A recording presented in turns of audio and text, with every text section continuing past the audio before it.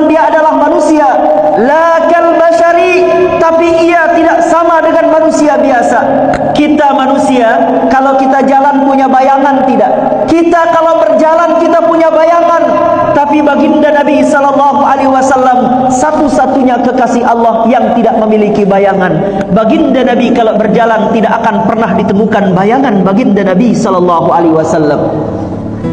Wala dhillun lahu, baginda Nabi tidak memiliki bayangan.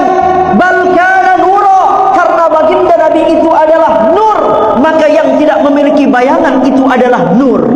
Dan baginda Nabi sallallahu alaihi wasallam dijadikan manusia, tapi ia bukan manusia biasa. Nabi Muhammad sallallahu alaihi wasallam itu kalau beliau meludah, maka tangan para sahabat siap menyambut ludahnya baginda Nabi sallallahu alaihi wasallam, dan ludah baginda Nabi diperebutkan oleh para sahabat. Para sahabat bertabarruk mengambil barokah dari ludahnya baginda Nabi, karena ludahnya baginda Nabi lebih wangi daripada minyak kasturi.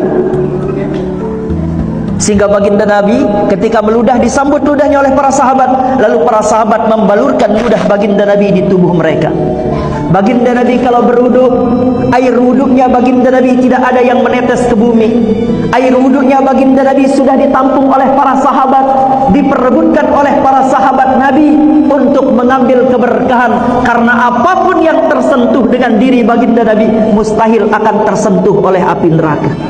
Baginda Nabi sallallahu alaihi wasallam suatu ketika pernah berbekam. Tahu namanya bekam nggih? Bekam mengeluarkan darah. Baginda Nabi pernah berbekam.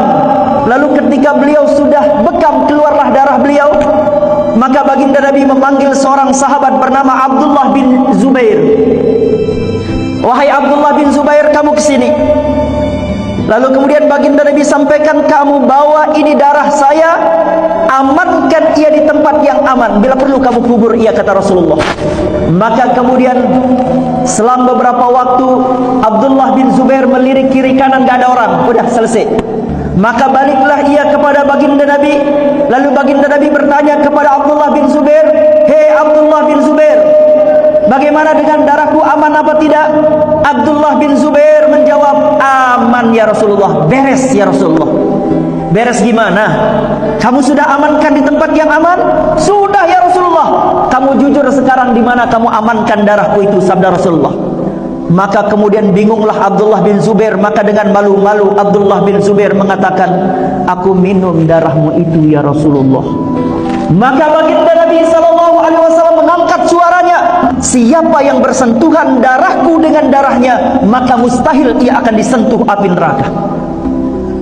Darah baginda Nabi diminum oleh Abdullah bin Zubair, dan baginda Nabi katakan, engkau tidak akan disentuh oleh api neraka.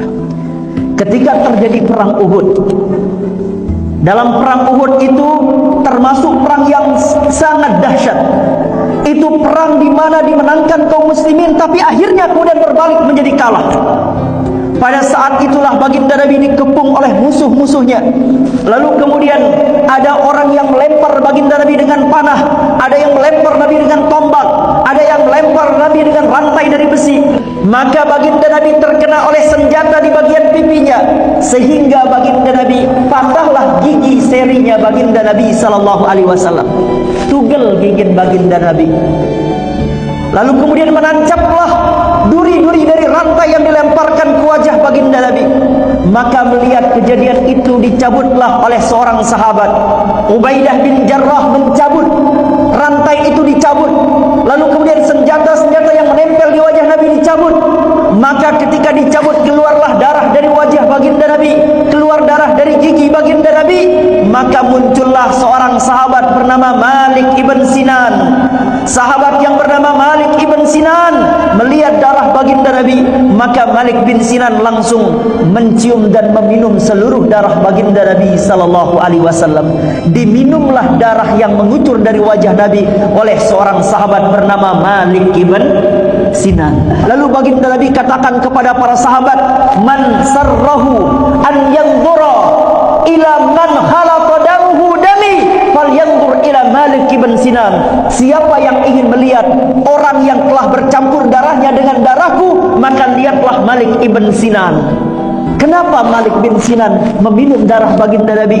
Karena kalau darah baginda Nabi jatuh ke bumi, kalau darah baginda Nabi setetes saja jatuh ke bumi, maka bergoncanglah aras. Kalau aras sudah bergoncang, maka turunlah para malaikat-malaikat Allah. Sehingga kalau malaikat-malaikat turun, maka gunung-gunung akan diangkat, maka bumi ini akan digoyang oleh Allah Ta'ala, sehingga hancurlah kehidupan manusia. Maka kemudian Malik bin Sinan mencium darah baginda Nabi agar tidak datang azab Allah di tengah-tengah umat manusia. Dan yang kedua, agar ia mendapatkan keberkahan dari darahnya baginda Nabi besar Muhammad sallallahu alaihi wasallam. Jadi baginda Nabi Muhammad itu manusia, tapi ia bukan manusia biasa. Baginda Nabi bisa saja mengatakan kepada malaikat, "Hei malaikat, angkat gunung itu, lemparkan ia kepada musuh-musuhku." Sangat mudah bagi baginda Nabi sallallahu alaihi wasallam, tapi baginda Nabi tidak melakukan itu karena risalahnya baginda Nabi adalah beliau datang sebagai pembawa rahmat di tengah-tengah manusia. Dan di dalam satu riwayat disebutkan, baginda Nabi sallallahu alaihi wasallam ketika pada suatu malam beliau berada di kamarnya, lalu di malam itu baginda Nabi ingin qada hajat. Maka baginda Nabi SAW tumben-tumbennya tidak keluar dari rumahnya. Beliau mengambil sebuah ember. Di ember itulah baginda Nabi buang air kecil. Lalu kemudian ember yang berisi air kecilnya baginda Nabi disingkirkan di bawah tempat tidurnya baginda Nabi SAW.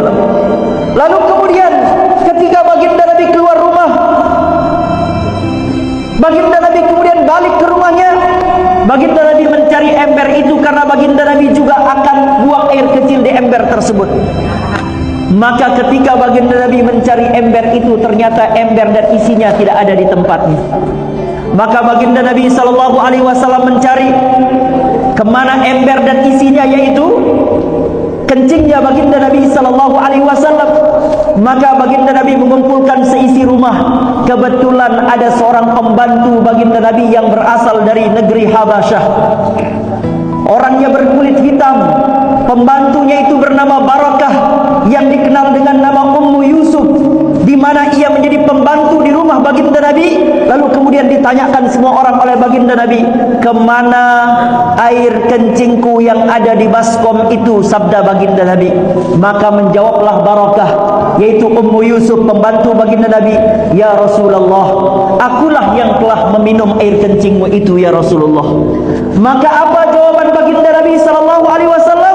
"Wahai Ummu Yusuf, setelah engkau meminum air kencingku itu, maka engkau tidak akan pernah sakit selama hidupmu." Maka Ummu Yusuf tidak pernah mengalami sakit, bahkan sampai sakaratul mautnya pun tidak mengalami sakit, karena meminum kencingnya baginda Nabi besar Muhammad. Kencing kita najis apa tidak? Kencing kita najis apa tidak? Kencing kita bau apa tidak? Kencingnya baginda Nabi itu suci, karena disucikan oleh Allah Subhanahu wa ta'ala, bahkan mensucikan seorang manusia dari penyakit dan dosa-dosanya. Kencing baginda Nabi wanginya lebih wangi daripada wangi kasturi. Itu baginda Nabi. Jadi baginda Nabi sallallahu alaihi wasallam basyarun la kal basyar, bal huwa yaqutun bainal hajar. Baginda Nabi manusia, tapi ia bukanlah manusia biasa. Itulah keagungan dan kemuliaan baginda Nabi besar Muhammad sallallahu alaihi wasallam, sampai-sampai malaikat-malaikat pun hormat kepada baginda Nabi besar Muhammad sallallahu alaihi wasallam. Thank you for the happiest year of my life.